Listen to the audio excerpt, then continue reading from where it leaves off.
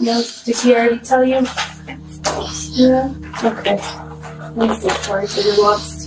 ये है 17 साल की एलिजाबेथ पावलोंडो। कुछ ही घंटे पहले उसके बॉयफ्रेंड की लाश एक अंधेरी गली से मिली, जहां उसे किसी ने गोली मारकर हत्या कर दी गई। लेकिन किसने, कैसे और क्यों, ये सब एक बड़ी पहेली बन चुका है।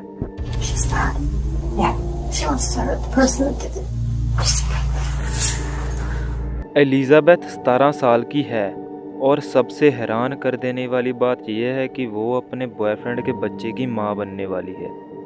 इस वक्त उसकी मां ऑलिविया चावेज उसे संभालने की कोशिश कर रही है, लेकिन एलिजाबेथ को अभी तक एक बात का बिल्कुल भी अंदाज़ा नहीं। उसकी खुद की मां एक ऐसा काला राज छुपा रही है जो उनके पूरे परिवार की जिंदगी हिलाकर रख देगा। Your mom's car is on video leaving the homicide. You seriously think that they did it? Yes. My mom loved that child. से जैसे डिटेक्टिव इस केस की जांच आगे बढ़ाते हैं, वैसे वैसे हर नई क्लू एलिजाबेथ के परिवार की तरफ इशारा करने लगती है। और जब एलिजाबेथ को ये बात पता चलती है कि उसके अपने ही घर वालों पर कत्ल का शक किया जा रहा है, वो एक ही काम कर सकती है, हर इल्ज़ाम को झूठा बताना। लेकिन उसकी माँ, वो अपने गुनाह छुपाने के लिए अपने ही बच्चों की कुर्बानी देने को तैयार है। Alright then. Do you want to talk?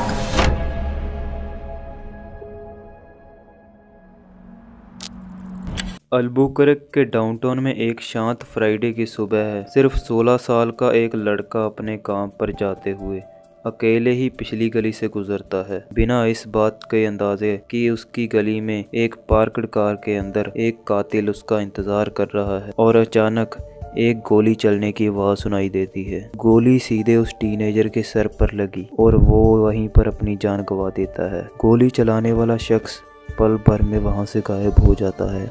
कुछ ही मिनट के अंदर 911 पर कई कॉल्स आने लगती हैं, जहां लोग गोली चलने की आवाज़ की रिपोर्टिंग कर रहे होते हैं। पेट्रोल यूनिट तुरंत एरिया में पहुंच जाती हैं और जैसे ही ऑफिसर उस गली में मुड़ते हैं, उनका सामना एक बेहद डरावने मंजर से होता है। फुटपाथ पर एक नौजवान लड़का पड़ा हुआ है, बेहरकत, और उसके सर के नीचे खून एक तालाब की तरह फैल रहा है। विक्टिम में जिंदगी का कोई निशान नहीं है और उसकी कानपट्टी के ऊपर एक गोली का घाव साफ दिखाई दे रहा है। इस गली में जो भी हुआ पल भर में हुआ और जिसने भी टारगेट दबाया वो कब का वहाँ से गायब हो चुका है। ऑफिसर्स तुरंत सिचुएशन रिपोर्ट कर देते हैं और पूरे एरिया को सिक्योर करना शुरू कर देते हैं। ना कोई वेपन मिलता है, ना कोई विक्टिम के पास कोई आईडी। अब उन्हें ये पता लगाना होगा कि ये लड़का है कौन।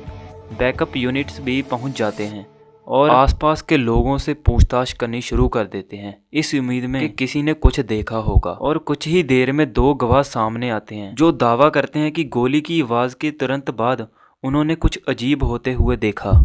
Did you hear anything? I didn't hear anything, but I saw people running. One of them is a light-skinned male. He turns around, runs back to the alley, and takes off down the street. I just saw strange cars that aren't usually here. I've just been circling and I noticed some weird activity and I just had this gut-wrenching feeling that someone was about to get shot because there were just weird people back here. And I saw this kid, this guy right here who shot, he was over here talking to some girl. And last minute I saw him there. I turned the corner and I heard a gunshot when I was on this side of the road. So then I came back over here and the car was down. You heard one shot? Just one.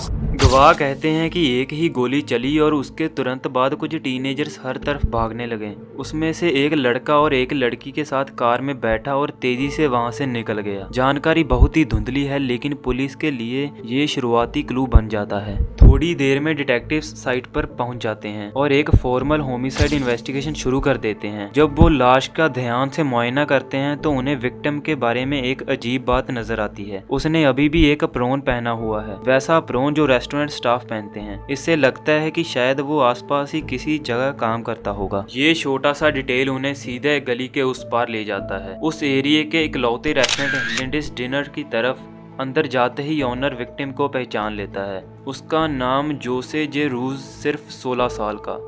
एक dishwasher जिन्होंने कुछ हफ्ते पहले ही काम शुरू किया था। Restaurant owners बताते हैं कि जेक का दादा यहाँ का रेगुलर कस्टमर है। ऑफिसर्स तुरंत उन्हें फोन करते हैं और साइट पर आने के लिए बुलाते हैं। जब जेक का ग्रैंडफादर वहाँ पहुँचता है तो डिटेक्टिव को उसे ये दुख भरी खबर देनी पड़ती है, लेकिन जो बातें वो अपने पोते जे के बारे में बताते हैं वो इस बात का इशारा कर देती हैं कि जे कुछ और ज्यादा अंधेरी चीजों से परेशान था। So I don't know if anybody's told you this, and I was trying to see if you were obviously Sway. Is that how you say it? Yeah. Sway's passed on. So that's what we're here for. Is we're here to try to figure out what happened and try to do the best we can by Sway. Alrighty. He's your grandson, is that correct? Okay. He was involved with something, but I could never get the truth from him. I could never get the truth. There's one friend that he was involved with that, I really didn't approve of. I was just getting ready to move him out, take him somewhere else so he can have a job or whatever. Right. God. खौफनाक खबर सुनते ही उनका दिल टूट जाता है, लेकिन फिर भी वो खामोशी में हिम्मत नहीं हार। वो डिटेक्टिव्स को बताते हैं कि उनका पोता कुछ दिनों से किसी उलझन में था, शायद वही बात उसकी मौत की वजह बनी। बातें आगे बढ़ती हैं तो वो एक और दिल तोड़ने वाली सच्चाई शेयर कर देते हैं। जे सिर्फ एक टीनेजर नहीं था जो कुछ राज छुपा रहा था, वो जल्द ही पिता बनने वाला था।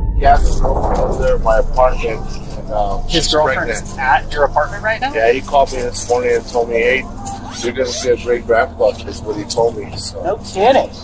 Who's his girlfriend? Elizabeth, I think it's Maldonado. She's at your apartment right now? Yeah. ये नई सच्चाई इस ट्रेजेडी को और भी गहरा बना देती है। जे की गर्लफ्रेंड 17 साल की एलिजाबेथ बाल्बिनाडो उसके बच्चे की मां बनने वाली है और उसे बिल्कुल नहीं पता कि जे इस दुनिया में नहीं रहा। इन्वेस्टर्स का प्लान है कि वो बाद में एलिजाबेथ से बात करेंगे, लेकिन वो खुद एलिजाबेथ को ये खबर दे सकते हैं। लेकिन फिलहाल वो जे के ग्रैंडफादर को जाने देते हैं ताकि वो खुद एलिजाबेथ को ये खबर दे सकें।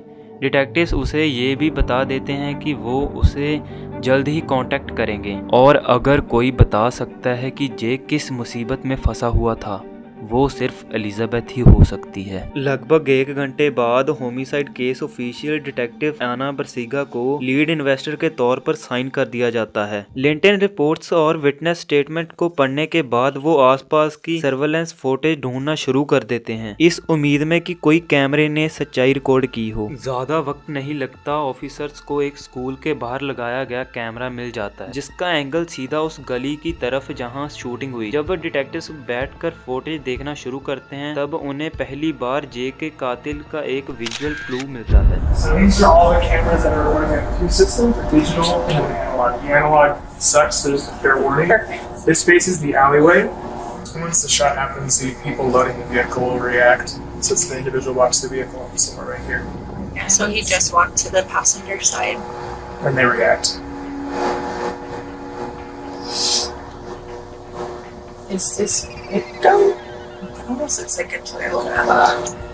फुटेज में गोल्ड कलर की टोयोटा सिडान दिखाई देती है जो गोली चलने की कुछ ही सेकंड्स बाद तेज रफ्तार से वहां से निकल रही होती है। टिंटेड ग्लास के पीछे डिटेक्टिव्स मुश्किल से 2 लोगों के साए देख पाते हैं, मतलब कम से कम 2 सस्पेक्ट अभी भी आजाद घूम रहे हैं। कुछ घंटे बाद डिटेक्टिव्स उस अपार्टमेंट पर पहुंच जाते हैं जहां जे की गर्लफ्रेंड एलिजाबेथ रुक रही है। उनका मानना है कि एलिजाबेथ बता सकती है कि जे किस मुसीबत में फंसा हुआ था, लेकिन उन्हें बिल्कुल भी अंदाजा नहीं कि कुछ ही पल में वो जे के एक कातिल का सामना करने वाले हैं। एक ऐसी शख्सियत जो जे के इतने करीब थी जितना कोई सोच भी नहीं सकता। Do you mind if we come in here? Yeah, go ahead. Yeah. I'm so sorry for your loss. I know that obviously he was possibly having some issues with some people, right? Can you tell me about that? He doesn't really tell me much about that stuff. So let's start with today. What did you guys do today? He took a shower at like 8 o'clock. He was getting ready to go to work at 10. I was making appointments today because we found out that I'm pregnant. Well, he was texting me still until at least around 12 o'clock. and then he stopped answering me for a few hours. Elizabeth जो timeline देती है वो shooting से बिल्कुल match करती है। लगभग 11:20 AM के आसपास जे ने उसका मैसेज का जवाब देना बंद कर दिया। वही वक्त जब इन्वेस्टर्स का मानना है कि उसकी गोली मारकर हत्या की गई। इसके आगे एलिजाबेथ ज्यादा कुछ नहीं बताती। वो कहती है कि जे अक्सर अपनी चीजें छुपा कर रखता था और उसे कभी नहीं बताता था कि वो क्या कर रहा है। डिटेक्टिव्स को लगता है कि शायद जे किसी ऐसी चीज से उलझा हुआ था वो दुनिया से छुपा कर रखना चाहता था। हो सकता है कोई डील गलत हो गई हो, जहाँ कोई झगड़ा बढ़ गया हो। जो भी था शायद उसी ने उसकी जान ली, या फिर शुरुआत में यही लगता है क्योंकि एलिजाबेथ पूरी कहानी नहीं बता रही, अभी नहीं। और जो बात वो अगली बार याद करती है वो डिटेक्टिव्स को एक नई लीड ही नहीं देगी, बल्कि शक की उंगलियां एलिजाबेथ पर और उसके अपनी परिवार पर उठने लगेगी। A little bit from what I gathered from Grandpa is that he feels that he was up to no good lately. Can you tell me about that? This morning, him and my brother were supposed to box it out because this has nothing to do with this at all. My brother and him just don't get along. They bump heads very much. But my brother would never do this. He knows how I feel about Jade. And which brother? My younger brother. Your younger brother? What's his name? Angelo. Tell me a little bit about why they were going to box it out. Me and Jay, we were arguing about something. I don't remember what. But we started getting really loud and my brother got tired of it, so he came in and told him to stop yelling at me, and then they just started fighting. Physically fighting? No. So did they text each other that they were going to fight? No. Jay called me and told my mom that he wanted to box it out with my brother.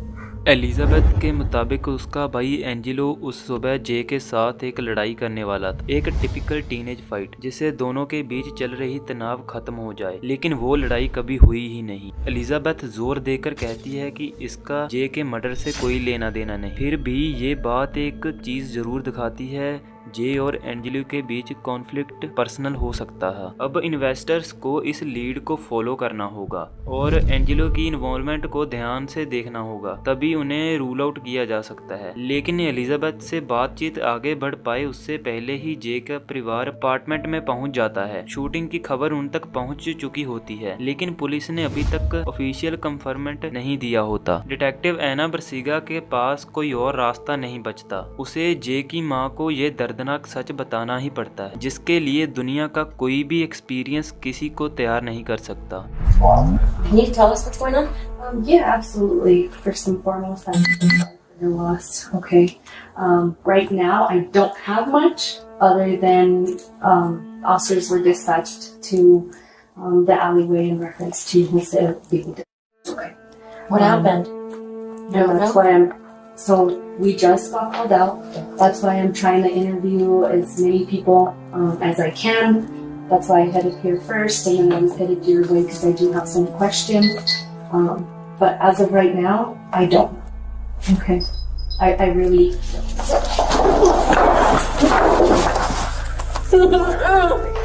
Yeah. Thank you.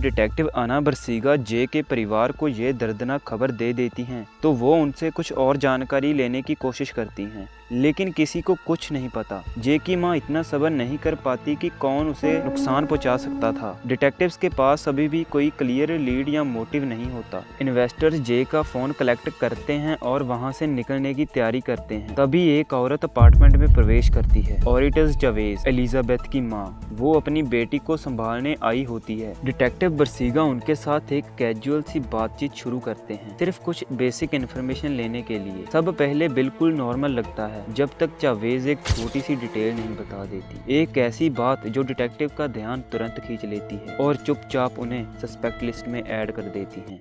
What kind of car do you drive? I drive a Toyota. Toyota. Toyota? Yeah, like a Gold. Yeah, it's Gold. stalled out on me. I just looked there and I was like, whatever. And he said, "You just purchased it?" Yeah. Do you have a plate on it? Yeah. No, I don't. They took our sticker off the chip tag. Yeah, they took it off the car. Where you said it's. Oh, yeah. So earlier this morning, it broke down on her, and then she just left it there. जावेज़ अपनी गाड़ी का description बताती हैं। Detective बरसीगा तुरंत उस बात को पकड़ लेती है। गोल्ड टोयोटा सीडान, बिल्कुल वैसी ही गाड़ी जो सर्विलेंस फुटेज में गोली चलने के सेकंड्स बाद तेज़ी से भागते हुए दिख रही थी। ये कनेक्शन नज़रअंदाज करना बिल्कुल मुश्किल है। बरसीगा डिटेल्स नोट कर लेती है, लेकिन अभी जल्दी में किसी नतीजे पर पहुंचने का रिस्क नहीं लेना चाहती। सच्चाई कन्फर्म करने के लिए वो फैमिली से इंटेल इंटरव्यू ख़त्म करती है और ऑफिसर्स के साथ उस जगह जाती है जहां चावेज़ ने सुबह अपनी गाड़ी छोड़ी थी। लेकिन वहां पहुंचकर पता चलता है गाड़ी गायब है। अब बरसीगा को शक होने लगता है कि चावेज़ कुछ छुपा रही है। लगभग 40 मिनट बाद इन्वेस्टर्स वापस अपार्टमेंट आते हैं, इस बार चावेज़ से प्राइवेट इंटेरोगेशन करने के लिए, और यहीं से चीज़ें सचमुच इंटरेस्टिंग होना शुरू होती हैं। जे की मौत को अभी सिर्फ कुछ ही घंटे हुए हैं। अक्सर डिटेक्टिव्स इस वक्त तक बस स्टेटमेंट्स कलेक्ट कर रहे होते हैं, लेकिन बरसीगा का इंस्टेंस कहता है कि टाइम बिल्कुल वेस्ट नहीं किया जा सकता। So here's the thing, okay? So I believe your car was used in today's homicide. Okay? You're lying to me. No, I am not. So you stole my car. That's why I'm talking to you. Okay, so if you don't tell me who had your car, I don't know. All It's I know your is car. I left my car at the side of the road. okay. I didn't lend my car to nobody. Detective बरसीगा तेजी से सब points जोड़ लेती है। उन्हें शक होता है कि गोली चलते ही जो कार भागती दिख रही थी शायद वो चावेज़ की गाड़ी थी, लेकिन चावेज़ का कहना है कि वो गाड़ी सुबह ही छोड़ दी थी और किसी ने चुरा ली। डिटेक्टिव इसे मान लेती, लेकिन अब वो एक कदम और आगे सोच रही थी, क्योंकि अगर चावेज़ की गाड़ी मर्डर में यूज हुई है तो अगला सवाल बनता ही बनता है कि गाड़ी चला कौन रहा था। और एलिजाबेथ ने जिस सुबह की प्लान्ड फाइट का जिक्र किया था उस हिसाब से सिर्फ एक ही नाम फिट होता है, चावेज़ का बेटा Angelo. So what I'm getting at is that what are the odds that your son and his friends have a problem with Jay, and Jay is now dead, and people are telling me it's your car on scene. But my son said he wouldn't, and neither would Javon. And I was with them today. Okay. So you were with them all day? Yes. My son had an interview at 9 o'clock. And we were over at the Whataburger over there. Cottonwood or whatever. You drop him off? No, I didn't leave the Whataburger. Okay, so you waited for him to be done. Yes, and we went back together to my house. Okay, then you guys go back to the house. Mm-hmm. Okay. And he stayed there. And I left with myself, the car, to go see Elizabeth. वेज़ के सुबह की timeline सिर्फ detectives के शक को और मजबूत कर रही है। अगर उसने सच में अपनी गाड़ी सुबह 10:30 के आसपास छोड़ी थी और वो अचानक गायब हो गई, तो बहुत ज़्यादा चांसेस हैं कि वही गोल्ड टोयोटा है जो सीसीटीवी में दिख रही थी जब जे पर गोली चली। गवाह भी कहते हैं कि कार में एक लड़का और एक लड़की बैठी थी और चावेज़ के पास एक टीनेज बेटा एंजेलो और एक बेटी एलिजाबेथ होने के बाद अब चीजें उसके परिवार के लिए काफी सस्पिशियस लगने लगती हैं। फिलहाल ये सब बस अर्ली सस्पिशन है।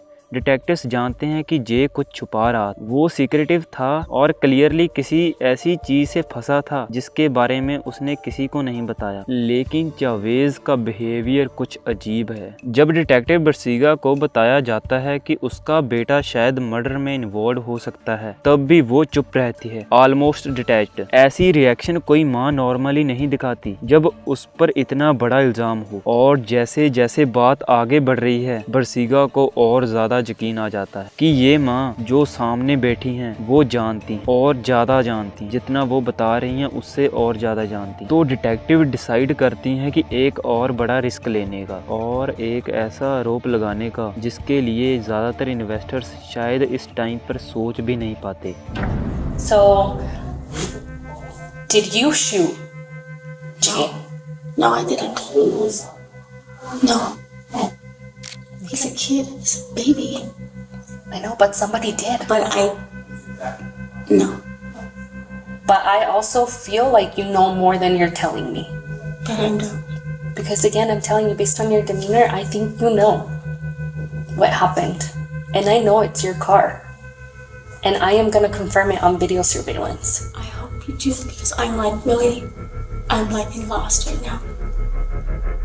फिर भी चावेज़ का रिएक्शन डिटेक्टिव बरसीगा के लिए बिल्कुल अनएक्सपेक्टेड है। ना वो टूटी हैं, ना वो डिफेंड होती हैं, बस उदास चेहरे के साथ सब कुछ इनकार कर देती हैं। ये रिस्पांस बरसीगा को दो पॉसिबिलिटीज़ के बीच में फंसा देता है। या तो चावेज़ इनोसेंट है लेकिन पूरे शौक में है और समझ नहीं पा रही कि हो क्या रहा, या फिर वो अपने इमोशंस को केयरफुली कंट्रोल कर रही है, गिल्टी कॉन्शियंस छुपाने के लिए और अपने बच्चों को प्रोटेक्ट करने के लिए। फिर भी वो अपनी कहानी पर स्ट्रिक्ट रहती हैं और अब तक कोई कॉन्क्रीट प्रूफ नहीं मिलता, इसलिए इंटरव्यू खत्म हो जाता है। लेकिन बरसीगा के इंस्टिंक्ट्स कहते हैं कि वो सही है। एक कातिल, जे का कातिल, इसी अपार्टमेंट में बैठा है। अपने डाउट्स के साथ बरसीगा डिसाइड करती है कि वो जल्द ही मूव करेगी और चावेज़ की कहानी वेरीफाई करेगी उस एक ही शख्स से। या तो वो कंफर्म करेगा या कॉन्ट्रडिक्ट, उसका बेटा एंजेलो। लगभग 1 घंटे के अंदर इन्वेस्टर्स सीधा एंजेलो के वर्क प्लेस पर पहुंच जाते हैं ताकि उससे फेस टू फेस बात कर सकें, और जो भी एंजेलो डिटेक्टिव को बताता है या तो उसके परिवार को साफ कर देगा या उनके लिए चीजें और भी बुरा कर देगा।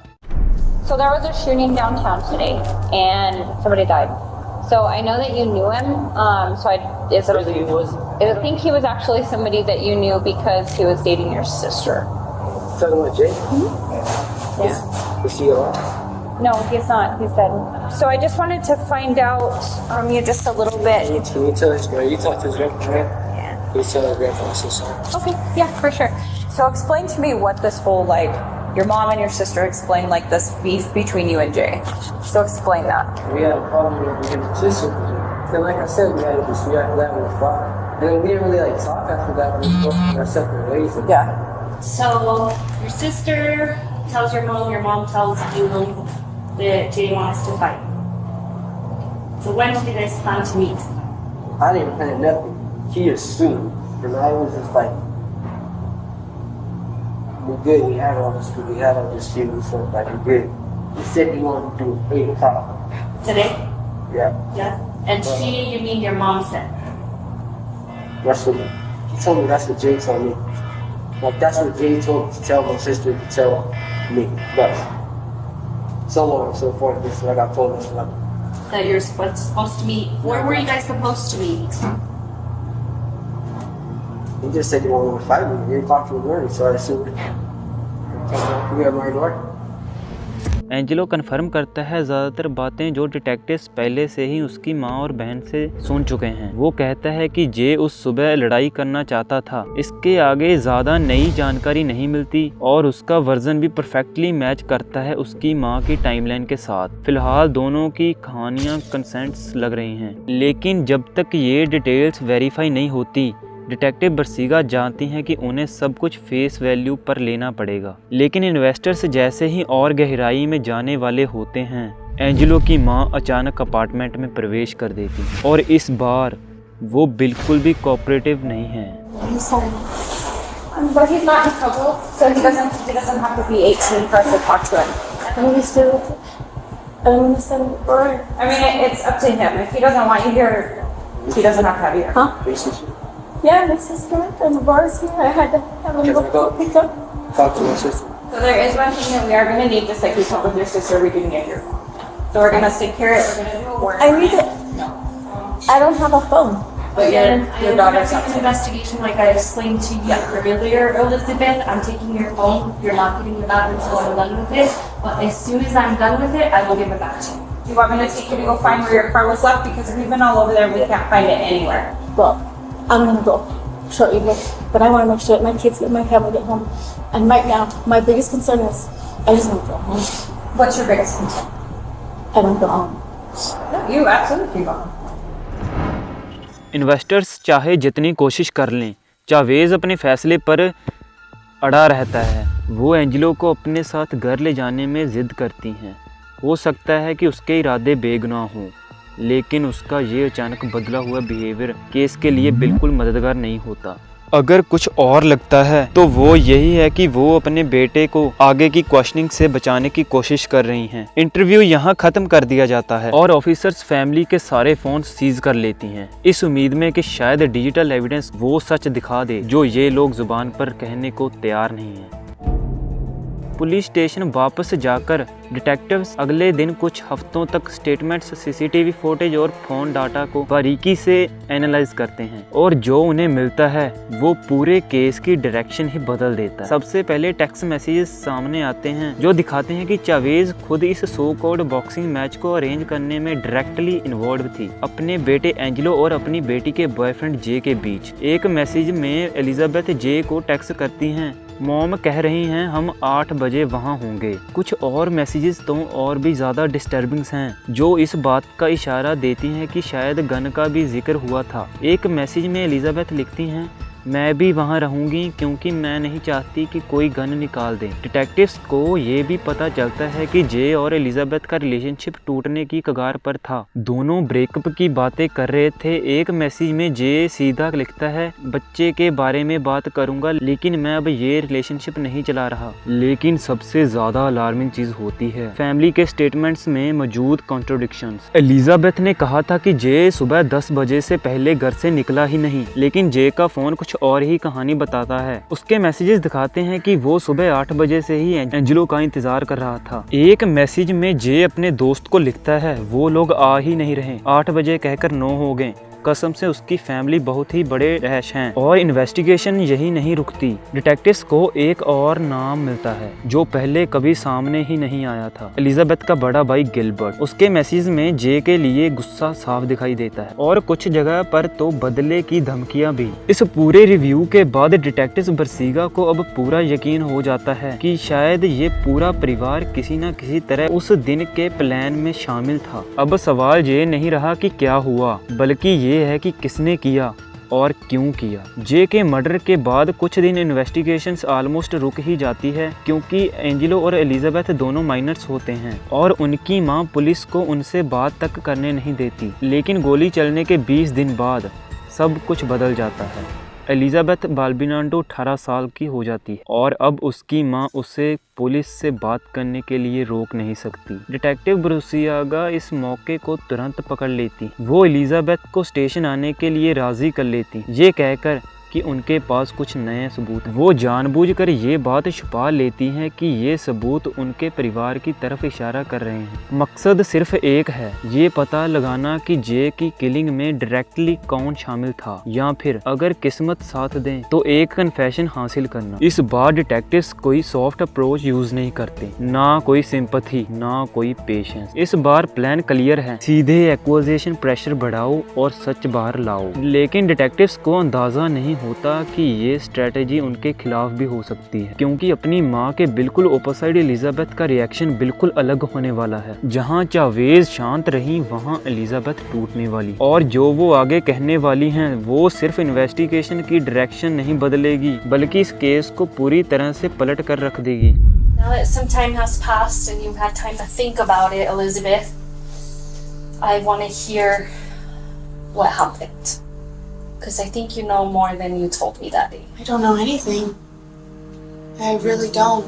Why would you guys assume that? Why would I know anything new about that?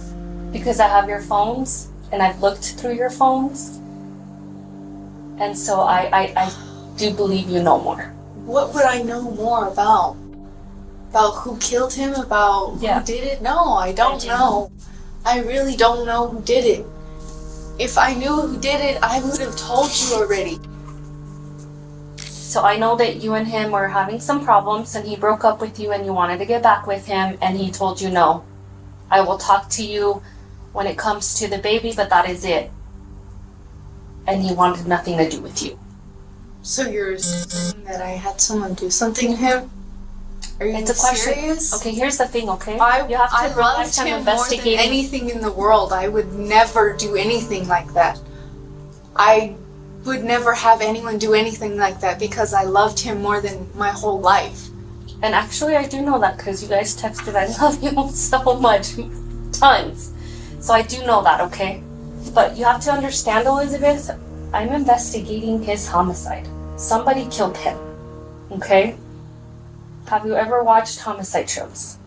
Yeah? Okay, so you have to know that if I see anything like that on the phone, you have to know that I have to ask you these questions. Because at this point, I have gone through your phone, I have gone through your brother's phone, I have gone through Josue's phone, I have gone through other things, and I have to ask these questions because I have a feeling you know more than you're telling me. I don't! I really don't! I don't know anything more than I'm telling you. Plan के मुताबिक यहाँ कोई small talk नहीं होता, ना कोई warm up. Detective बरसीगा सीधे बात पर आती हैं। वो एलिजाबेथ से सीधा कहती हैं, तुम पूरा सच नहीं बता रही हो। ये अप्रोच बिल्कुल ब्लंट है और ये बात एलिजाबेथ के दिल पर सीधा लगती हैं। वो तुरंत डिफेंसिव हो जाती हैं, लेकिन बरसीगा भी अभी पीछे हटने वाली नहीं है, बिल्कुल भी नहीं। अब वो अपना सब कुछ दाव पर लगाने वाली हैं, अपना नेक्स्ट मूव। वो एलिजाबेथ के सामने एक एक करके परिवार के खिलाफ मौजूद हर सबूत रखने वाली हैं, इस उम्मीद में कि कहीं ना कहीं एलिजाबेथ से कोई एक बात निकल जाए, एक छोटा सा एडमिशन जो पूरी सच्चाई को उजागर कर देगा। So you brought up that your brother Gilbert had mentioned and said that he was going to send someone up there to take care of it. But he didn't. Because my brother knows that if he were to do anything, I would never speak to him again or at all. I would have him part of my life at all. So Gilbert didn't do it. Why would my brother do it? My brother literally knows how I feel about him. So I'm pretty sure you've been in the household and have heard conversations. Correct? Heard what? Anything. Anything that talked about. They do not talk about anything. Okay, so where is your mom's car?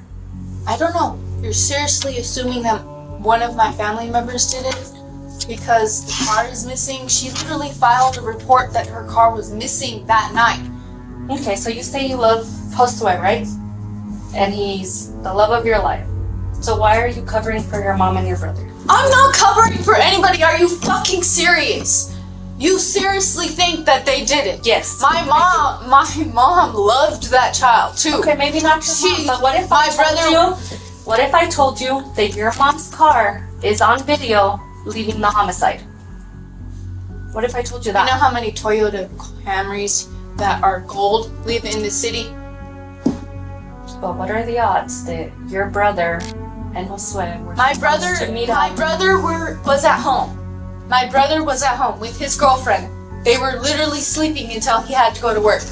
अब बिल्कुल साफ हो चुका है, Elizabeth अपने breaking point पर पहुंच चुकी है। उसके परिवार पर लगता हर एक इल्जाम उसे और ज्यादा एज की तरफ धकेल रहा है। अक्सर इन्वेस्टर्स यहाँ रुक जाते हैं, ब्रेक लेते हैं, सिचुएशन को थोड़ा शांत करने की कोशिश करते हैं, लेकिन डिटेक्टिव बरसीगा वो ऐसा नहीं करती। इसकी बजाय वो एक और बड़ा रिस्क लेती हैं, एक ऐसा मूव जो बोल्ड भी है और कैलकुलेटेड भी। एलिजाबेथ के डिनेल्स से लड़ने की बजाय वो उन्हें एक्सेप्ट कर लेती हैं। वो मान लेती हैं कि शायद एलिजाबेथ सिर्फ अपने परिवार को प्रोटेक्ट करने की कोशिश कर रही हैं, और इसी पल बरसीगा का असली गेम शुरू होता है। वो चाहती हैं कि एलिजाबेथ खुद को सेफ महसूस करें, इनफ सेफ, ताकि वो बोल सके, ताकि वो दिखा सकें वो सच जो अब तक वो छिपा रही हैं। ये एक बेहद नाजुक साइकोलॉजी प्ले है, एक ऐसा दाव जो या तो इंटरव्यू को यहीं खत्म कर देगा या फिर इस केस को अभी इसी वक्त सॉल्व कर देगा। But I'm gonna tell you right now that your mom said she drove Angelo to his interview.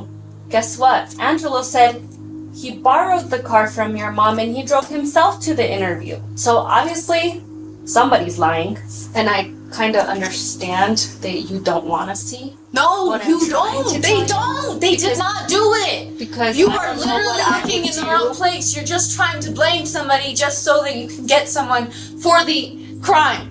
I know they didn't do it because, well, I don't know for sure, but I know they wouldn't have done something like that. They know how much that would crush me, and literally they have seen how much I have died these past 2 weeks. Okay, and I'm not telling you. I'm not telling you if I find out your brother. I'm telling you when I gather up all my evidence and I arrest your brother. I hope that you didn't know more. You guys can think however you like. My family did not do it. Elizabeth, you can't get out without us letting you out, babe.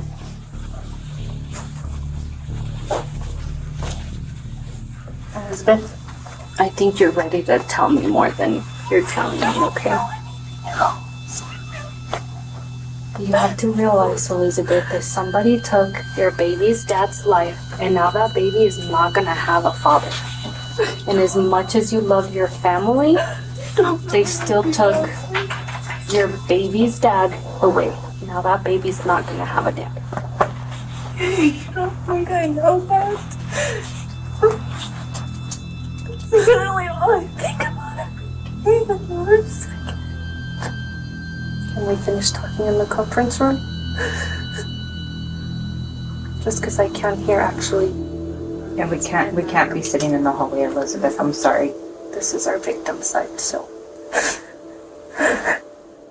अब Elizabeth बिल्कुल टूट चुकी हैं। सवाल जवाबों का बोझ उसे पूरी तरह से थका चुका है। इमोशनली वो एग्जॉस्ट हो चुकी है। डिटेक्टिव्स इस पल का फायदा उठाना चाहते हैं। उन्हें लगता है कि शायद उसकी वल्नरेबिलिटी उसे बोलने पर मजबूर कर दे, लेकिन एलिजाबेथ हिलती तक नहीं। आंसुओं के बीच भी वो बस एक ही बात दोहराती हैं, उसका परिवार बेगुनाह है। एलिजाबेथ से कुछ भी यूजफुल निकल कर नहीं आता और आखिरकार इंटरव्यू खत्म हो जाता है। उसे बिल्डिंग से बाहर एस्कॉर्ट कर दिया जाता है और इन्वेस्टर्स फिर से स्क्वायर वन पर आ जाते हैं। फिर भी डिटेक्टिव बरसीगा का शक कम नहीं होता। वो जानती हैं ये परिवार कुछ न कुछ छुपा रहा है। बस जो बात उन्हें अभी समझ नहीं आई वो ये है कि शायद वो शुरू से गलत सस्पिशियस पर फोकस कर रही हैं। अगले कुछ महीनों तक केस बिल्कुल ओपन रहता है। इन्वेस्टर्स लगातार डिगिंग करते रहते हैं और जो उन्हें मिलता है वो और भी ज्यादा खौफनाक होता है। सबसे पहले उन्हें पता चलता है कि चावेज ने कभी ऑफिशियली अपनी स्टोलन व्हीकल रिपोर्ट फॉलोअप ही नहीं की,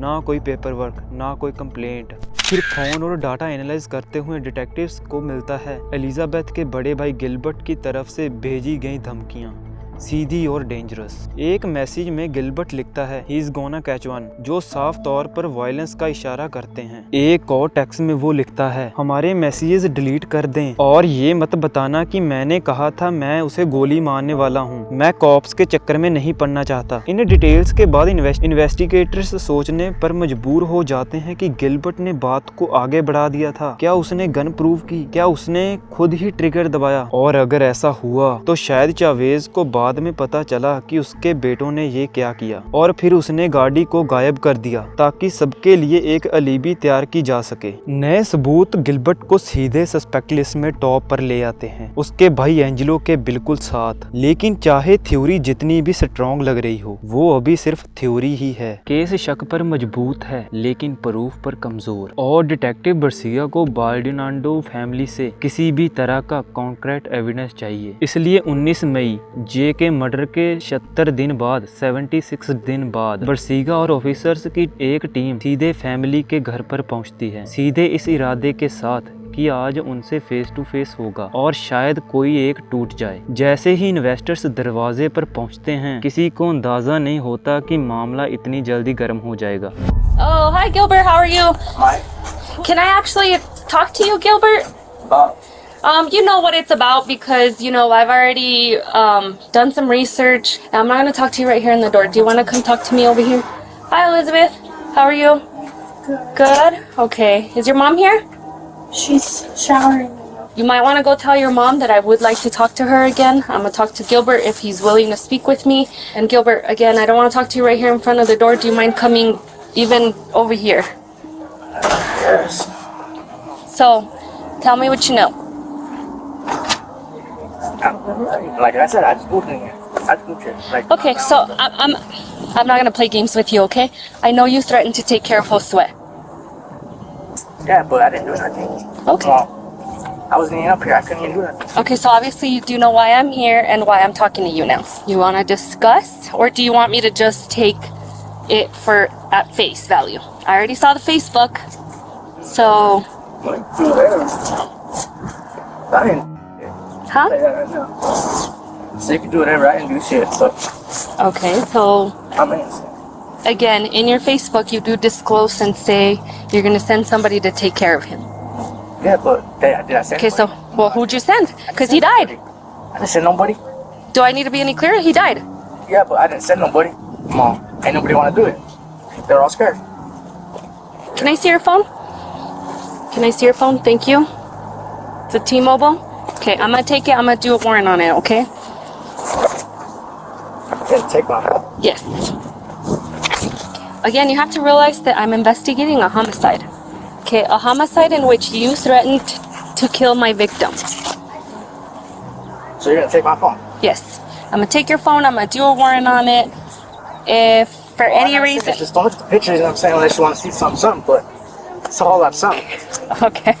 Well, I won't look at pictures, but I am interested in who you've been talking to, text messages and so on, so I am gonna do a warrant on it, okay? Gilbert से कुछ भी useful निकलकर नहीं आता, लेकिन detective ब्रूसियागा यहीं पर रुकने वाली नहीं है। चालाकी से वो गिलबर्ट का फोन कॉन्फ़िगर कर लेती हैं कि शायद उस डिवाइस में वो सबूत छुपा हो जो अभी तक प्रूव नहीं हो पाया है। इसी दौरान चावेज को घर के बाहर ऑफिसर से कुछ पल बात करते हुए देखा जाता है। उसकी बॉडी लैंग्वेज अलग है, वो जैसे जल्दी में हो, जैसे वहाँ से निकलना चाहता हो। डिटेक्टिव ब्रूसियागा इस पल को हाथों से जाने नहीं देना चाहती। वो डिसाइड करती है कि अभी इसी वक्त चावेज को कॉर्नर किया जाए। वो उस बॉक्सिंग मैच का जिक्र करती हैं, उस लड़ाई का जिसे ऑर्गेनाइज करने में चावेज खुद शामिल थी, ये देखने के लिए कि जब उसे सीधा सवाल किया जाए तो उसका रिएक्शन क्या होता है। लेकिन इस बार चावेज वो शांत, कंपोज्ड और कंट्रोल में रहने वाली औरत नहीं होती जिसे ब्रूसियागा पहले देख चुकी थी। इस बार जो सामने आता है वो चावेज का बिल्कुल अलग चेहरा होता है। Can I talk to you really fast? I have to catch the bus, so I mean, you got 5 minutes of my time. Okay. And that's it. Thank you, Gilbert. Thank you for speaking with me. Have a good day. Be safe. We'll check in with you before we leave. Talk to us again. Hi, Elizabeth. I know you're gonna be quick and all, but so you know why I'm here, okay? I don't gotta repeat myself. I don't want to repeat myself. I don't want to play games, This is that okay? confirmation number from when I had called, because I called that same evening, and nobody ever came out of it. What's You called. didn't report your car. I did. This No. is it. Yes, it is. I already know. Okay, you know They what, tried- Eddie? I'm not trying to be mean with you, but this is the confirmation number that. So why did you set up a fight between Angelo and Josue? No. Yes, you did. No. The I little have boy called phones. over. He called to the house. He was asking for a fight. I was like, wait a minute, you want to do what? I was like, are you serious? It was either that or you want to sit there and do some stupid things. I'm not trying to have stupid things go on between those boys. Those boys need to learn how to get along. Like I said, So are you gonna write I this down? have phones. I already know when you called it in. You never fully followed through. I did. I waited for them to get here. Okay, do you have the title to the vehicle? It's in that vehicle. That's what I was trying to tell y'all. Like, I cannot give you any more information because it was in the vehicle. I didn't even get to register the car or anything. You've had the car since before January. Yeah, and I also had to get a new alternator for it. You know how much money it takes to just for me to save for just a little bit of a few things? But the little boy, he called. He wanted to make the fight. Right. And I I'm was not asking saying myself, like, what do you guys want to do? I'm not saying Josue didn't set the fight, but you let them know and you set up the fight because they were gonna fight I that let morning. them know because they had to know. I'm like, this is what's going on when your sister's left. What do you guys think about this? Yeah, I let them know because they needed to know because that's not right. So I'm gonna tell you something, okay? Yeah, my 5 minutes, I'm done. Okay. Well, I'm gonna tell you something, okay? When I charge someone, you're gonna be charged along because I know you're hiding the truth and I know you're listening to me, and it would suck for Aurora and Elizabeth's baby to not be present, for you not to be present, because I will charge you because I do know you were gonna set up that fight that day. The end. Young lady, I promise not. I got it off your daughter's phone. Goodbye. अब ये बिल्कुल साफ हो जाता है Chavez अब बात करने के मूड में बिल्कुल भी नहीं है। गुस्से और फ्रस्ट्रेशन में वो वहाँ से तेज कदमों में निकल जाती है, डिफेंसिव और विजिबल एंग्री। लेकिन इसी गुस्से में से एक बड़ी गलती हो जाती है। वो मान लेती है कि उसे जे और उसके बेटों के बीच होने वाली लड़ाई के बारे में पता था। हाँ, वो इस बात पर जोर जरूर देती हैं कि ये पूरा आइडिया जे का था, लेकिन नुकसान हो चुका होता। एक अहम सच रिकॉर्ड हो चुका होता। से निकलने से पहले डिटेक्टिव ब्रूसियागा एक आखिरी कोशिश करती हैं। वो एलिजाबेथ से फिर बात करना चाहती हैं, ये देखने के लिए कि क्या अब वो सच बोलने के लिए तैयार हैं। How you been, Elizabeth? Fine. Are you still pregnant? Yeah. Yeah? How far along are you? Well, from my menstrual cycle, she said 14 weeks and 7 days. So, Elizabeth, you know, we talked last time and I know you were very upset and I can't imagine what you're going through because you're kind of put in between, but I already know you know what happened. Oh, I don't. I don't know what happened at all. All I know is that when his grandpa got back, he told me that Jay was dead. I would just hate, and I truly, from the bottom of my heart, still believe that you weren't involved. But I would just hate to find out that you were involved. And then where does that baby go? Because he no longer has a dad. That day, there was a witness that describes a female matching your exact description talking to Josue right before he gets shot. I was at the house. Okay. Do you realize how close you live? I was literally cleaning, Again, Elizabeth, listen to me. And then when his grandpa came home, he walked in on me washing the dishes. You're not going to change my mind because, I mean, is it weird that she lives here and she knows nothing? Well, Elizabeth, you have to think about. Can I talk to you for a sec, Elizabeth? What? So say something else. I know we're not trying to upset you any more than you already are or anything like that.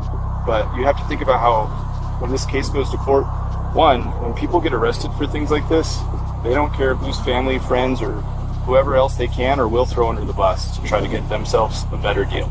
When this goes to court and a jury of 12 random people, don't worry about what I think about it. Don't worry about what Anna thinks about it. Think about what those 12 people think about it. You've got to think about what's best for him or her. I don't. Okay. I would have had you guys about that. If you hear something or something comes up, I looked since the day I met him. Elizabeth फिर से वही कहानी दोहराती हैं, ना कोई नया सच, ना कोई प्रोग्रेस। आखिरकार ऑफिसर्स वहां से निकलने का फैसला कर लेते हैं, लेकिन जाते जाते डिटेक्टिव ब्रूसियागा फैमिली को एक वादा करती हैं। वो कहती हैं, अगली बार जब मैं आऊंगी तो सवालों के साथ नहीं बल्कि वारंट के साथ आऊंगी। 1 महीने बाद 15 जून को इन्वेस्टर्स को आखिरकार वो ब्रेक मिल जाता है जिसका उन्हें इंतजार था। कार्टून डाटा साफ साफ दिखता है।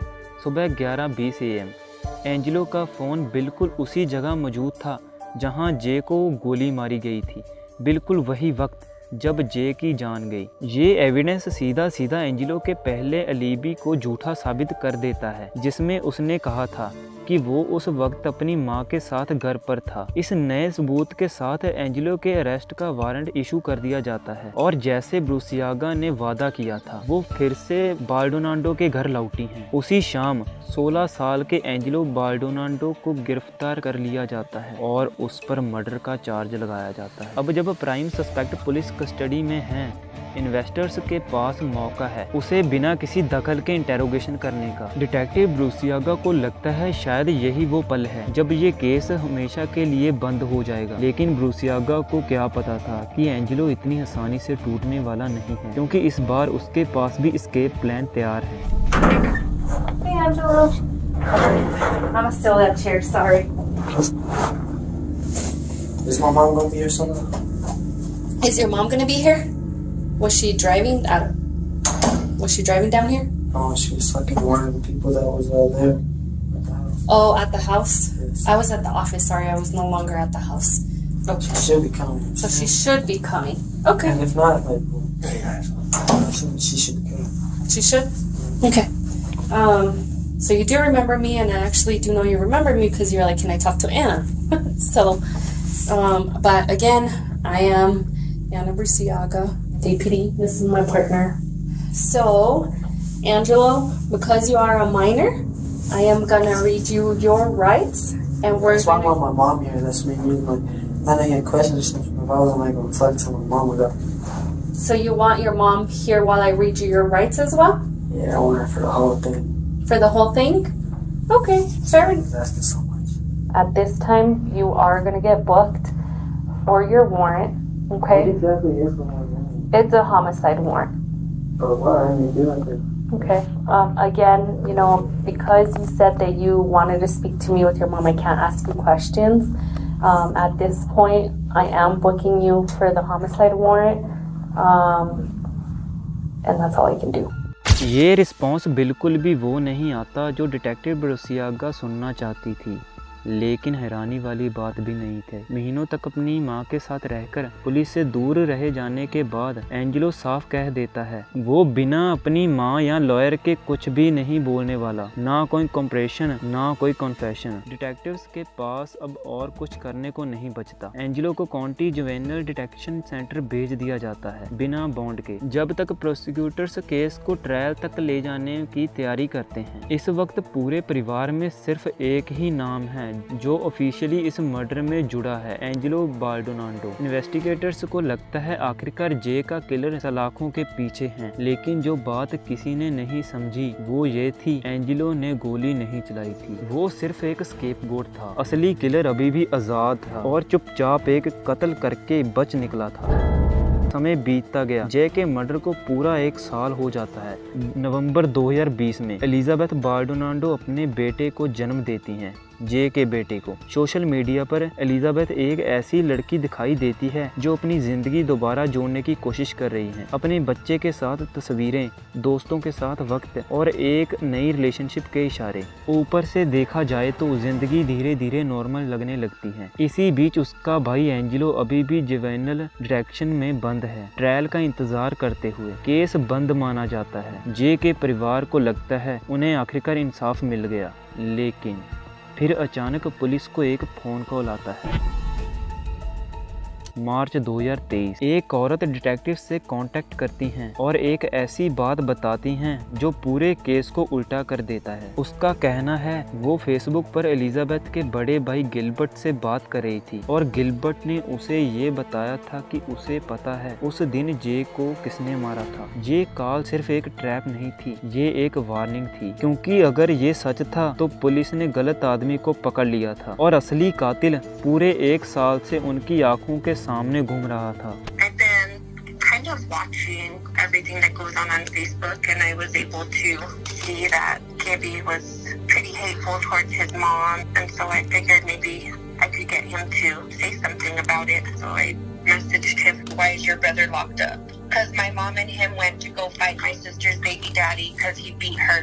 And when they got there, my sister's baby daddy tried to pull out a gun, but he got hit before he could even get his gun. But they put the murder on my brother. I said, "That's real f***ed up. Why they put it on your brother?" He said supposedly witnesses were there and said it was him. And they say they also got video and that it looks like him in the video, but you can't see shit. All you see is a big ass group, and then everybody scatters.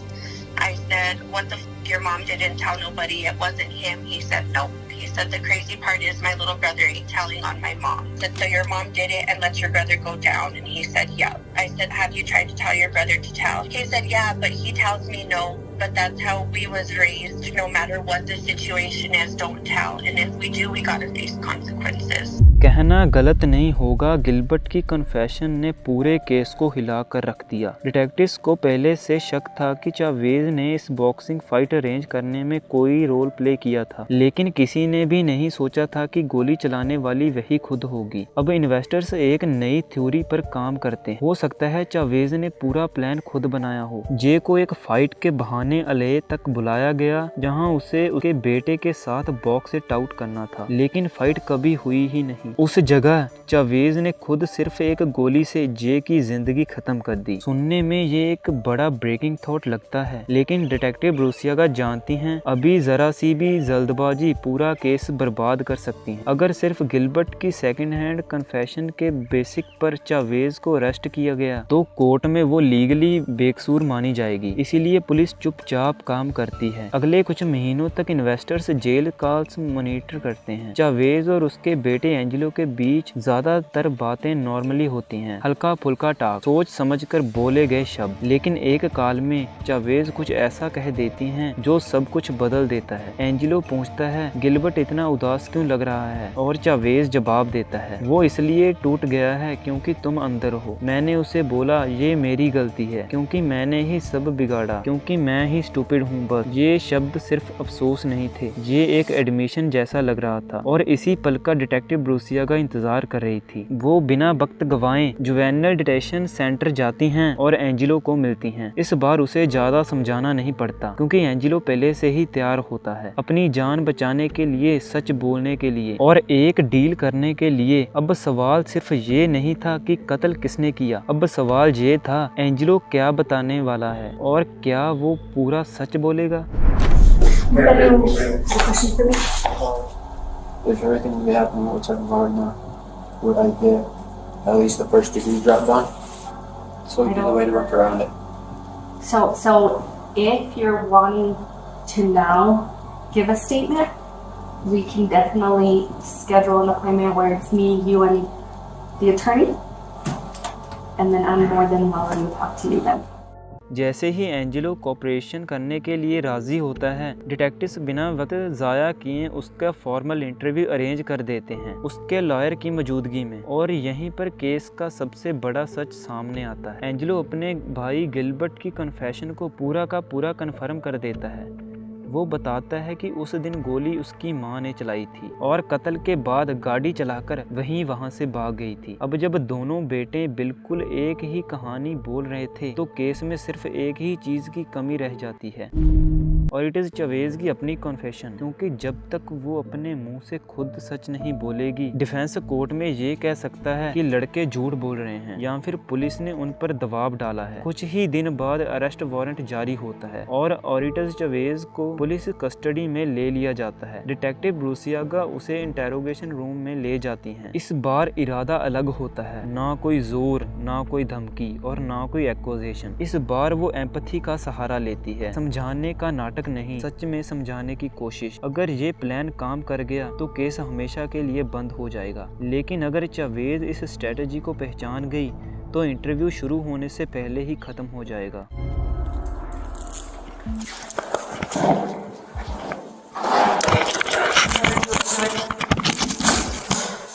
I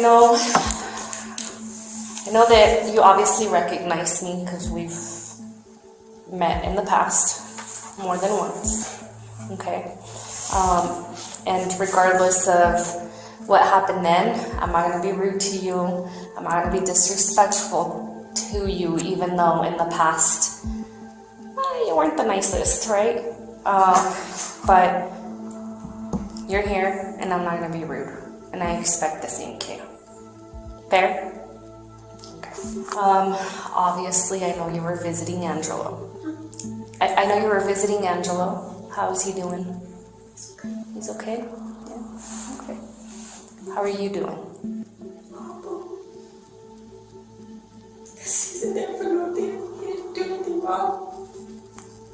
And I mean, just in general, not just because you already know why you're here. You've been in handcuffs. You've been in the back of the cop car. Just now. Yeah. So I'm gonna read you your rights, okay? Do you understand? Okay, fair enough. With that being said, what's gonna happen now is I'm gonna stop this interview. You're going to jail on 2 warrants, okay? You do have an open count murder warrant, and you do have, and I have to look at that one to read you the exact, but it's a warrant, okay? And that's not mine. It's not for me to discuss, but that's what one of the warrants is for, okay? लेकिन अफसोस plan काम नहीं करता। जैसे ही चवेज को समझ आता है कि बात किस दिशा में जा रही है, वो तुरंत इंटरव्यू बंद कर देती है और लॉयर मांग लेती है। अब वहाँ से सच साबित करना पुलिस के हाथों में नहीं, कोर्ट के हाथों में है। ट्रायल के दौरान प्रोसिक्यूटर्स पूरा केस सामने रख देते हैं। फोन रिकॉर्ड्स, सर्वेलेंस फुटेज जिसमें चवेज की गाड़ी दिखाई देती है, उसके बेटे और भाई की कन्फेशन और जेल कॉल्स रिकॉर्ड्स। उनका कहना होता है चवेज अपनी बेटी और जे के रिश्ते के खिलाफ थी। उसे गुस्सा था इस बात पर कि जे उसकी बेटी के साथ कैसे पेश आता है। प्रोसिक्यूटर्स ये भी अरेंज करते हैं कि चवेज ने ये सोचकर प्लान बनाया कि अगर दोष उसके टीनेज बेटे पर गया तो उसे कम सजा मिलेगी। इन्वेस्टिगेशन के बाद पुलिस इस नतीजे पर पहुंची है कि एलिजाबेथ और गिलबर्ट का शूट करने में कोई डायरेक्ट रोल नहीं था, खासकर एलिजाबेथ। वो अपने परिवार को बचाने के लिए कुछ बातें छुपा रही थी, लेकिन आखिरकार उसे एक विक्टिम माना गया, जो इस पूरी ट्रेजेडी के बीच फंस गई थी। आखिर में एंजेलो बाल्बिनाडो फर्स्ट डिग्री मर्डर की कॉन्स्पिरेसी और फेलोनी असॉल्ट का दोष कबूल करता है। उसे 21 साल की उम्र तक जुवेनाइल डिटेंशन में रहने की सजा मिली है। और फिर आता है इस कहानी का आखिरी फैसला। ऑरिटस जावेद सेकंड डिग्री मर्डर का गिला कबूल करती। मई 2025 में उसे स्टेट प्रिजन में मैक्सिमम सजा 18 साल सुनाई जाती है। इसके अलावा इन्वेस्टिगेशंस के दौरान उसके टेबल में मिले चाइल्ड एक्सप्लॉयटेशन मटेरियल के चलते एक अलग केस भी चल रहा होता है। ये कहानी सिर्फ एक कातिल की नहीं थी, ये एक माँ के गुस्से, एक परिवार के झूठ और एक निर्दोष जिंदगी के हमेशा के लिए खो जाने की कहानी थी।